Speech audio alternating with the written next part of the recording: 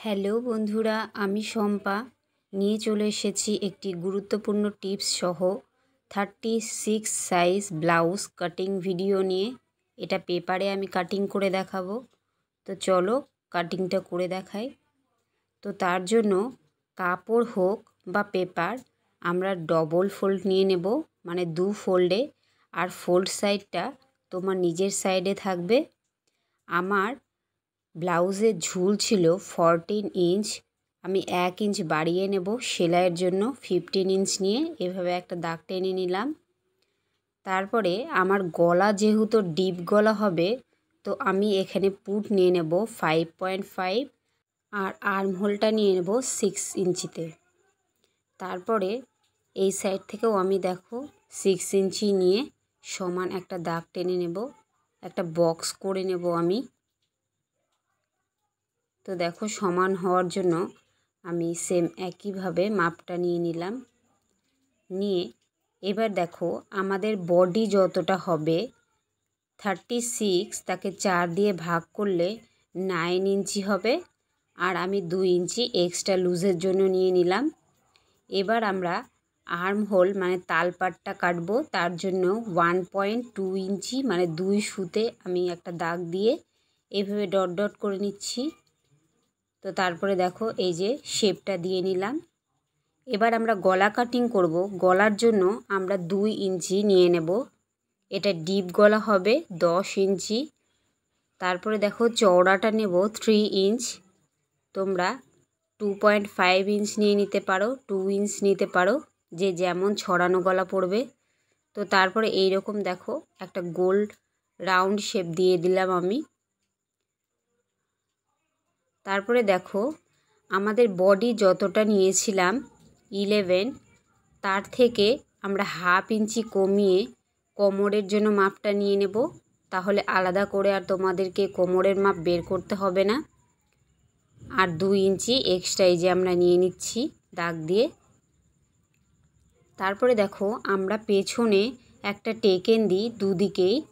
তার জন্য আমি 5 ইঞ্চিতে একটা দাগ দিয়ে লম্বাতে আমি 4.5 ইঞ্চি আমি একটা টেকেন দিয়ে নেব। এটা খুললে আমার দুদিকেই হবে টেকেনটা। তারপরে আমি পেছন পাটটা কাটিং করে নিচ্ছি। যদি তোমাদের ডিপ গলা হয় তাহলে তোমাদের গলার দিকে তোমরা 2 সুতা মানে 2 দাগ তোমরা কাঁধের দিকে ডাউন দেবে না, গলার দিকে ডাউন দেবে। দিয়ে এবার আমরা সামনের পাট কাটিংয়ের জন্য পেছন পাটটাকে বসিয়ে মাপ করে কেটে নিতে পারি, বা তোমরা যেভাবে পেছন পাট কেটেছো ঠিক একইভাবে আমরা সামনের পাটটাও কেটে নেব। আর অবশ্যই সামনের পাটে আমরা 1 ইঞ্চি বেশি নেব। আমাদের বেল্ট যে পাটটা বেরোবে সেটা সেলাই করতে আমাদের 1 ইঞ্চি এক্সট্রা চলে যাবে। তো অবশ্যই পেছনের পাটের থেকে সামনের পাটে 1 ইঞ্চি ঝুল দেখো এই যে আমি দেখাচ্ছি বেশি নিয়ে নেবে, সেটা অবশ্যই নিতে হবে। না হলে পেছনের থেকে সামনের পাট ছোট হয়ে যাবে।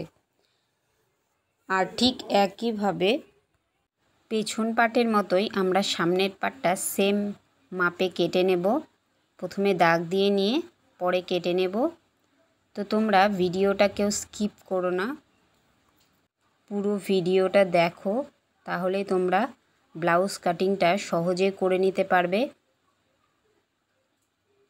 আমি খুব সহজ নিয়মে বোঝাচ্ছি। তো দেখো পেছনের পাটের মতো সেম করে নেওয়ার পরে আমরা সামনের পাটে হাফ ইঞ্চি ভেতরের দিকে আমরা দাগ দিয়ে এইভাবে রাউন্ড শেপ করে দেব, সেটা 1 ইঞ্চিতে। ভেতরের দিকে হাফ ইঞ্চি করে আমরা সেলাই করে নিচ্ছি। তারপরে দেখো এখান থেকে আমি 2টো পার্ট বের করব।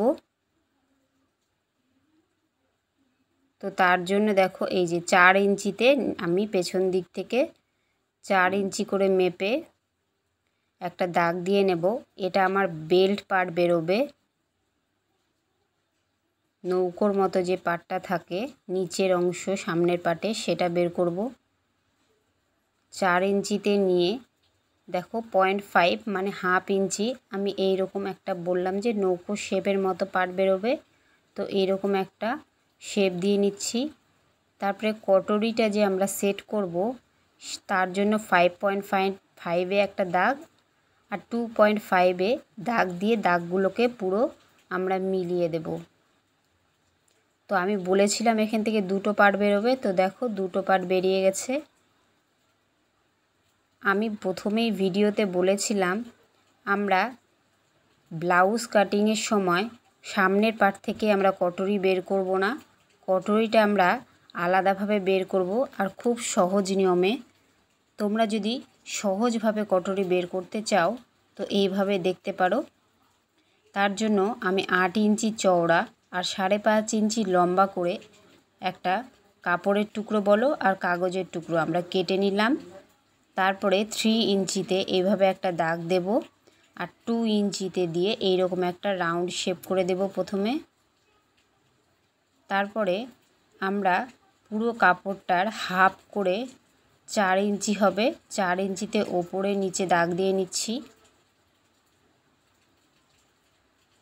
এবার দেখো আমরা এইখান থেকে 2.5 ইঞ্চিতে একটা দাগ দিয়ে আবারও এখান থেকে রাউন্ড শেপ করে দিলাম, পুরো দাগগুলোকে মিলিয়ে দেব।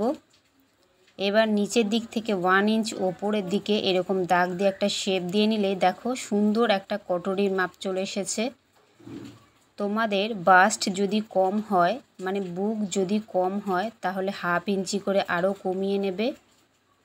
এইবার দেখো অপর আরেকটি পার্ট আমি 8.5 ইঞ্চি লম্বা আর 5 ইঞ্চি লম্বা 8.5 ইঞ্চি আমি চওড়া একটা দাগ দিয়ে কাপড় বা কাগজ যেটাই বলো কেটে নিব, নিয়ে হাফ বের করে নিচ্ছি। এই যে তাহলে 4.2 মানে 4 ইঞ্চি 2 সুতা হবে। দুদিক থেকে হাফটা বের করে নিচ্ছি, নিয়ে এবার দেখো মাপটা প্রথমে ওপর থেকে আমি 1 ইঞ্চিতে দাগ দিয়ে নেব, নিয়ে এইভাবে মিডিলে যে দাগটা দিয়েছিলাম এইভাবে দাগটাকে জয়েন্ট করে নেব। এবার ওপর থেকে এই সাইডে ওপর থেকে হাফ ইঞ্চি নিয়ে এইরকম করে একটা দাগ দিয়ে নেব। আর এবার দেখো নিচ থেকে আবারও হাফ ইঞ্চি আর এই দিক থেকে হাফ ইঞ্চি নিয়ে দাগগুলোকে মিলিয়ে দেব,